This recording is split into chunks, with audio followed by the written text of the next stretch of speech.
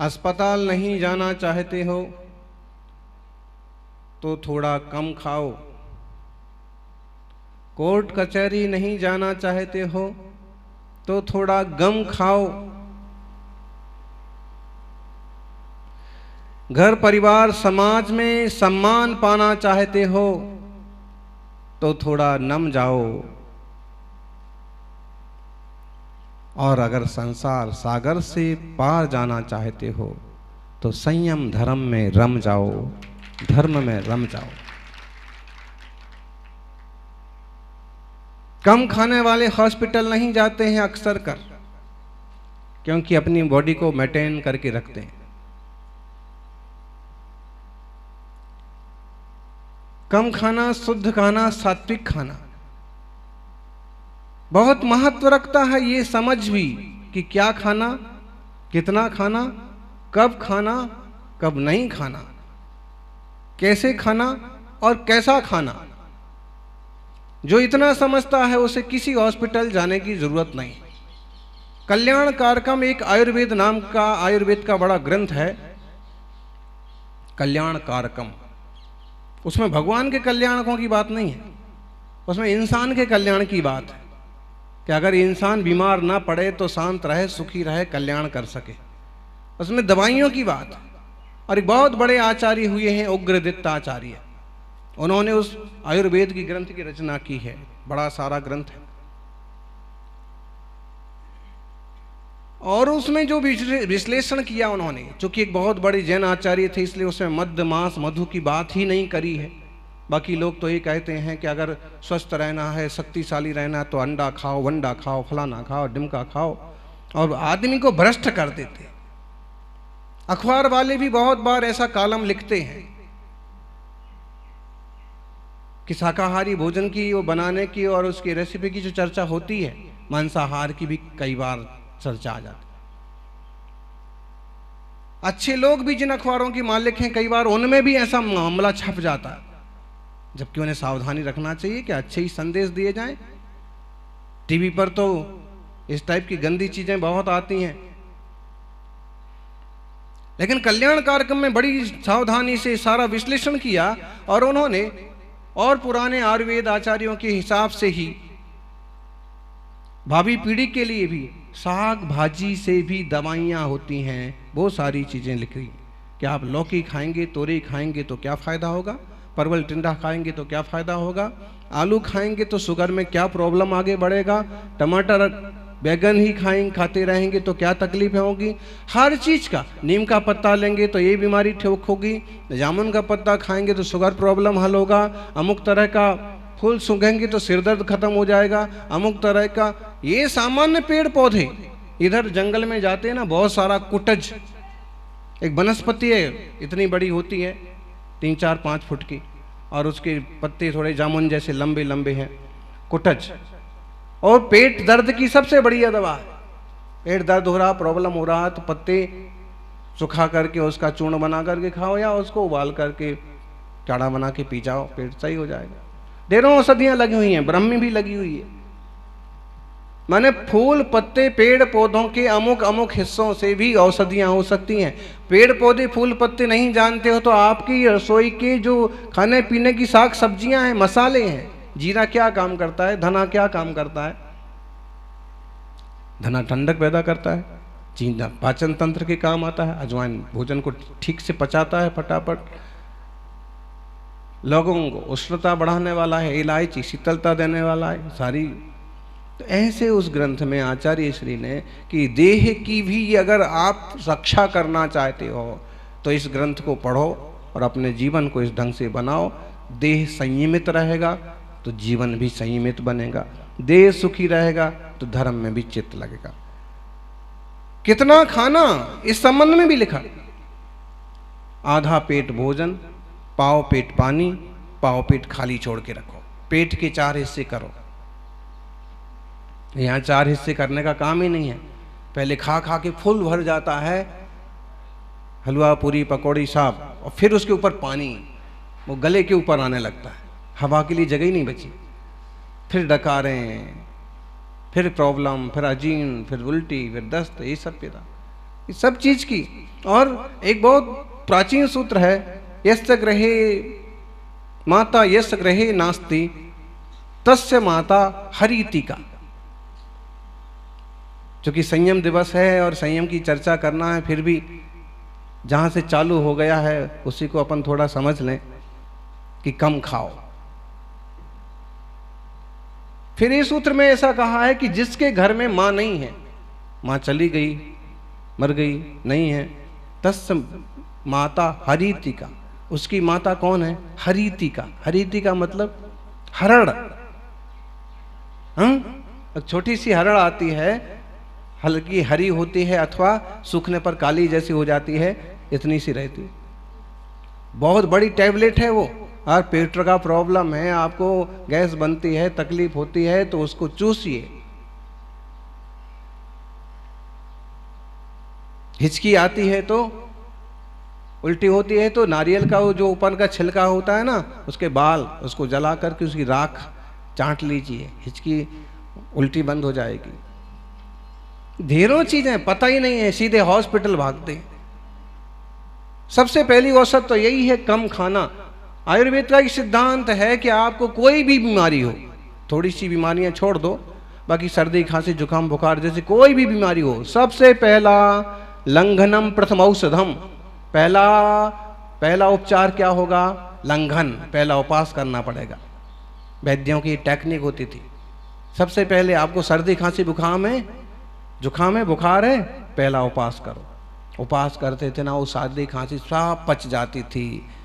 और गर्मी के दिन है तो दूसरे दिन आधे सूखे जैसे हो जाते थे, नाक ही नहीं निकलेगी, सर्दी कहां से होगी। फिर होता था बमन विरेचन, पहले बॉडी की सफाई तो होना चाहिए ना, इसी में और डाले जा रहे हैं, लगाओ। पहले इसकी बॉडी की सफाई तो रिपेयरिंग करते हैं ना समझदार लोग, घड़ी की, कैलकुलेटर की, कंप्यूटर की, मोबाइल की, तो पहले उसकी एक बार सफाई करते हैं, फिर आगे के पुर्जे डालना निकालना सुधारना, वो बात की बात। ये सिस्टम था। और कम खाने वालों को कई सारी समस्याएं नहीं होती हैं। और रात्रि में नहीं खाने वालों को, रात्रि भोजन त्याग संबंधी संयम जो पालते हैं, उनको आधे उपवास का भी फल लगता है और प्रायः करके वो कभी बीमार नहीं पड़ते हैं। आज सारे डॉक्टर, सारे वैज्ञानिक, अखबार वाले लिख रहे हैं सोने के 3 घंटे पहले खा लेना चाहिए, सोने के 4 घंटे पहले खा पी के निपट जाना चाहिए, रात में सोने के पहले कुछ नहीं खाना चाहिए, 2-3 घंटे पहले ही दूध पीना है तो भी 2-3 घंटे पहले ही पी लेना चाहिए।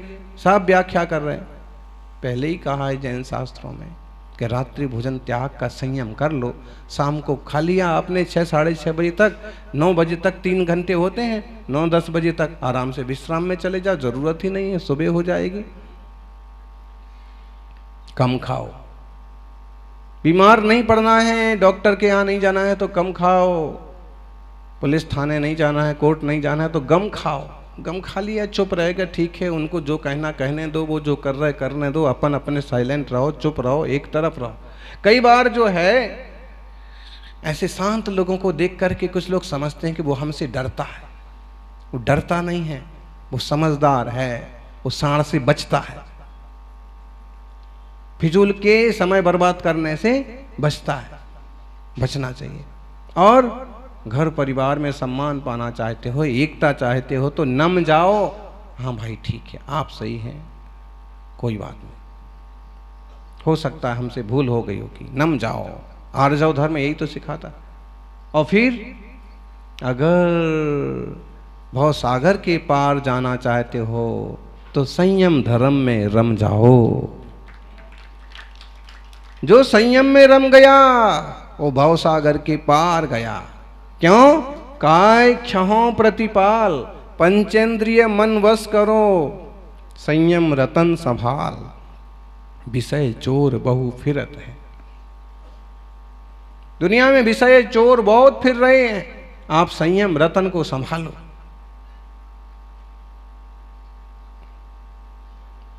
छह काय के जीवों की रक्षा करो, पृथ्वी, जल, अग्नि, वायु, वनस्पति, 3 काय के जीव। कुछ नहीं होता है तो कम से कम चलते फिरते कीड़े मकड़े जीव जंतुओं की तो रक्षा करो। पंचेंद्रिय मन बस करो, 5 इंद्रियों को और मन को बस में रखो। आप कहोगे तो मन में तो बस में रहता ही नहीं है, इंद्रियां कहाँ बस में रहती हैं? कौन रखता है? जो रखते हैं वो शांति से आनंद भोगते हैं। जो 5 इंद्रियों में बहुत ज़्यादा चंचल होते हैं वो तरह तरह से दुखी रहते हैं, और कोई दुखी करे ना करे वो अपनी आकुलता से दुखी रहते हैं। ये नहीं मिला, वो नहीं मिला। बोलो, अगर आप भोजन कर रहे हो तो भोजन में ये नहीं मिला, वो नहीं मिला, ये नहीं था, वो नहीं था, उपवास करके बैठे हो तो उसका टेंशन ही नहीं है कि क्या बना है, क्या नहीं बना है, क्या मिला है, क्या नहीं मिला है कोई टेंशन? हाँ, ये जरूर है कि अगर भोजन सब जने कर रहे हैं और आप भी घर पर पहुंच गए, और फिर अगर सबको परोसा गया है सीरा पूरी, तो आपको थोड़ा सा गुस्सा आता है कि मम्मी को जो है अभी बनाना था सीरे पूरी है, पर्यूषण के बाद बना लेते, पहले बना लेते, जब मेरे उपवास चल रहे हैं तभी इनको पकौड़ी बनाना है,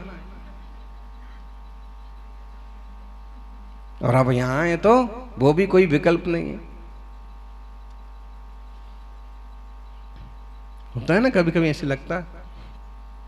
और छोटे छोटे बच्चों को उपवास करवाने के लिए, सिखाने के लिए भी ऐसे ही करते हैं।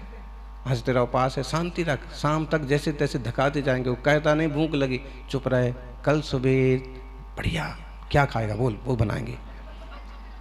साथ को सो जाना, सुबह हो जाएगी। उसको मना करके सवेरे फिर वो इस आशा में कि कल सवेरे ये मिलेगा, खीर मिलेगी, उसका मेरा पार हो जाता है। वो सिखाने के लिए वास्तव में ज्ञानी मन वचन काया का संयम करता है, पंचेंद्रियों का संयम करता है, स्पर्शन इंद्रिय संबंधी संयम, रसना इंद्रिय संबंधी। देखिए ना, हाथी अगर स्पर्शन इंद्रिय संबंधी संयम कर लेता तो क्यों वह महावतों के द्वारा पकड़ा जाता, क्यों किसी राजा की पराधीनता करता? और किसी लोभ में आ गया, नकली हथनी के चक्कर में पड़ गया, मारा गया। इंसान भी बहुत मारे जाते हैं, बहुत इंसान मारे जाते हैं ऐसे। किसी औरत के चक्कर में पड़ गए, किसी छोकरी के चक्कर में पड़ गए, और मालूम पड़ा कि उसके भाइयों ने या किसी रिश्तेदारों ने, और मौका पड़ते ही और तुम्हारी हत्याएं हो जाती कि नहीं? तो स्पर्शन के चक्कर में ना पड़ते,